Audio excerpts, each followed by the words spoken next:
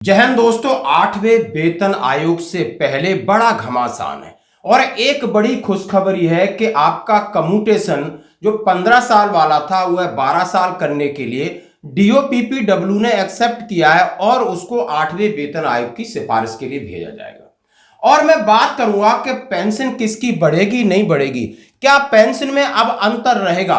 बड़ा एक खेल हुआ है, यानी ये सरकार भी पुरानी सरकार की तर्ज पर कुछ न कुछ कटौती करना चाह रही है, यानी इनको लग रहा है किसी न किसी तरीके से पेंशन बजट को कम किया जाए। 8वें वेतन आयोग का जो भार है ना, उसको कम करने के लिए पहले से इन्होंने एक प्रोपोगंडा टाइप का छेड़ दिया और वो प्रोपोगंडा शुरू होता है माननीय वित्त मंत्री जी के बयान पर, जहां वेणुगोपालन जी उनसे पूछ रहे हैं कि 8वें वेतन आयोग के ऊपर आपकी क्या राय है और आगे की प्रक्रिया क्या है। अब उन्होंने आगे की प्रक्रिया न बताते हुए पीछे पेंशन रूल्स वे प्रोमलगेटेड। दोनों वीडियो आपने जैसे कि देखे, वित्त मंत्री साहिबा बोल रही हैं। अब मैं इसमें कह रहा हूं कि कल जो मीटिंग हुई 29 मार्च को राष्ट्रीय परिषद केंद्रीय कर्मचारियों के जो संयुक्त जेसीएम है, जॉइंट कंसल्टेंट मशीनरी, और उसके शिव गोपाल मिश्रा जी, गुमान सिंह, श्री कुमार भोसले, शंकर राव और रूपक सरकार, ये बैठक में कर्मचारी पक्ष का प्रतिनिधित्व निम्नलिखित साथियों ने किया और सामने थे डीओपीपीडब्ल्यू के सचिव और उनके हर लेवल के। उन्होंने सीधा सीधा कहा है कि संसद द्वारा वित्त विधेयक में पारित पेंशन असमानता यानी डिस्पैरिटीज के प्रावधानों पर जो वीडियो कॉन्फ्रेंसिंग हुई और पेंशन सचिव के साथ इसमें किन किन मुद्दों पर चर्चा हुई और क्या क्या सवाल। इसके साथ सबसे बड़ी अच्छी बात है कि उन्होंने कम्यूटेशन वाला अपना जो सभी केंद्रीय कर्मचारियों का एक मुद्दा है उसको स्वीकार किया है और 8वें वेतन आयोग की सिफारिश। अब वो क्या सिफारिश देंगी, इससे पहले जरा बात करते हैं। इन लोग कहा, भारत सरकार ने संसद के अनुमोदन के लिए वित्त विधेयक प्रस्तुत करते समय भारत की संचित निधि से पेंशन दाताओं के लिए व्यय के लिए पेंशन नियम के अनुसार उन्होंने सीधी एक नया अंतर स्थापना, पेंशनों के अंदर अंतर होगा।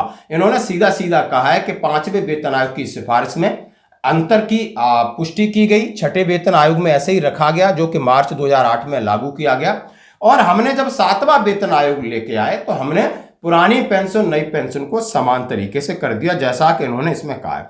संसद में वित्त विधेयक पारित होने के बाद एनसीजेसीएम के कर्मचारी पक्ष और विभिन्न पेंशन भोगी संघों द्वारा संसद के अंदर और बाहर जब उन्होंने कहा है कि नहीं, अब हम भी उसको रिस्टोर करेंगे, यानी पुराना जो नियम है 8वें वेतन आयोग में लागू होगा और उसको हम पक्का एक नियम बना देते हैं कि अब पेंशन में डिफरेंस हो सकता है, यानी पुराने पेंशन और नए पेंशन, यानी 8वें वेतन आयोग से पहले और बाद के भी बीच में फर्क हो सकता है। लेकिन फिर याद दिला रहा हूं, रक्षा पेंशन भोगियों को इसका कोई असर नहीं पड़ेगा, वो अलग से नियम है। क्लियर बात है। अब इसमें और दूसरे हैं, रेलवे वाले भी हैं और बहुत सारे डिपार्टमेंटल केंद्रीय कर्मचारियों के लिए। अब इसके लिए जो बैठक होती है उसमें बैठक में सीधा सीधा कहा गया है कि उन्होंने कहा है कि जब विरोध होता है, इसके अलावा चूंकि 8th पे सीपीसी की घोषणा हो गई है, देश भर के पेंशन भोगी अपने पेंशन संशोधन का इंतजार कर रहे हैं कि 1 जनवरी 2026 से हमारी पे पेंशन में बढ़ोतरी होगी।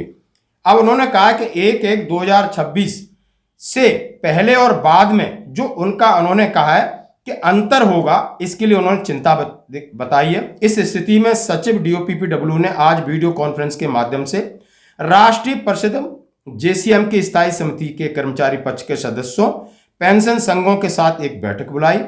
पेंशन में असमानता स्थापित करने के लिए संसद के माध्यम से अधिकार लेने के सरकार के कदम का विरोध किया, क्योंकि पेंशन भोगियों के बीच इस तरह का भेदभाव सर्वोच्च न्यायालय के फैसले का स्पष्ट उल्लंघन है। साथ ही पेंशन भोगियों के लिए पेंशन योजना की सिफारिशों पर खतरा है। सीधा सीधा कहा है कि जो आपने संसद में एक नियम बना रहे हो कि इसमें भेदभाव हो सकता है, तो ये भविष्य में चल के आगे और भी इसमें बहुत बड़ा बदलाव होगा। यानी आप समझ सकते हो कि पेंशन के साथ बहुत बड़ी छेड़छाड़ है। 7वें वेतन आयोग को सरकार ने 1 जनवरी 2016 से पहले और बाद के पेंशनर्स के बीच में समानता को स्वीकार किया, जैसा कि वित्त मंत्री साहिबा ने बोला। सरकार ने 8वें वेतन आयोग की घोषणा की है। वर्तमान निर्णय पेंशन भोगियों के लिए एक बड़ा झटका है और इसके लिए सरकार को इस पर पुनर्विचार करना और इसे वापस लेने की आवश्यकता है। हमारे विचारों का पेंशन भोगी संघों ने समर्थन किया। कर्मचारी पक्ष के सदस्य पेंशनर्स एसोसिएशन के प्रतिनिधियों द्वारा अपने जो विचार व्यक्त किए गए उनमें निम्नलिखित बातें स्पष्ट की।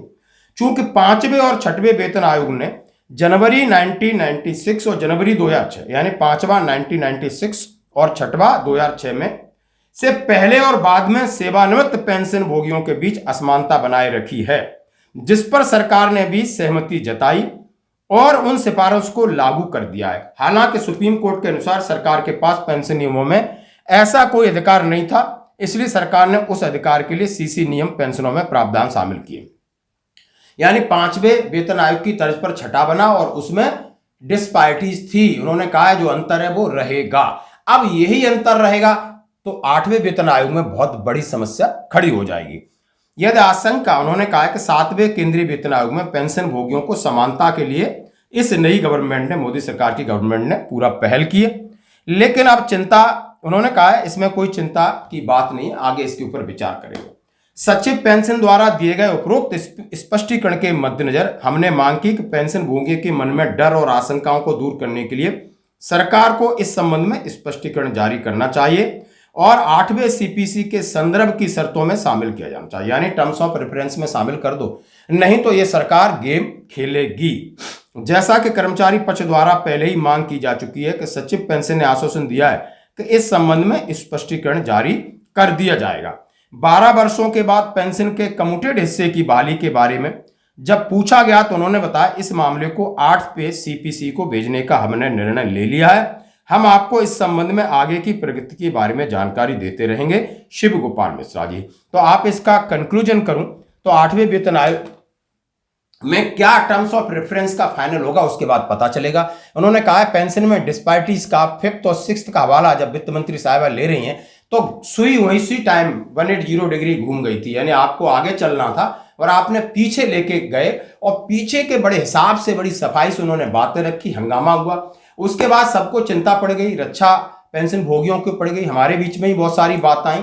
हमें पता था शायद ऐसा नहीं होगा कि 191 पेंशन का प्रावधान एक अलग से प्रावधान है और इसी तरीके से रक्षा मंत्री को फिर बयान बदलना पड़ा और उन्होंने 2-3 बार कहा इसमें रक्षा पेंशन भोगी शामिल नहीं है। और इसके बाद अब फिर ये मामला कहीं ना कहीं अटका और झटका है तो जेसीएम की बैठक होती है पेंशन सचिव के साथ। उन्होंने कहा हम इस बात को बिल्कुल स्पष्टता से सरकार से क्लियर करके टर्म्स ऑफ रेफरेंस में शामिल करेंगे। तो दोस्तों बात है, आप रक्षा पेंशन भोगी हो तो घबराने की बात नहीं है, आपके लिए खुशी की बात है। तो हो सकता है कि कम्यूटेशन जो रजिस्ट्रेशन का जो प्रावधान है 15 साल का वो 12 साल में कन्वर्ट हो जाए, बहुत अच्छी बात है। सरकार ये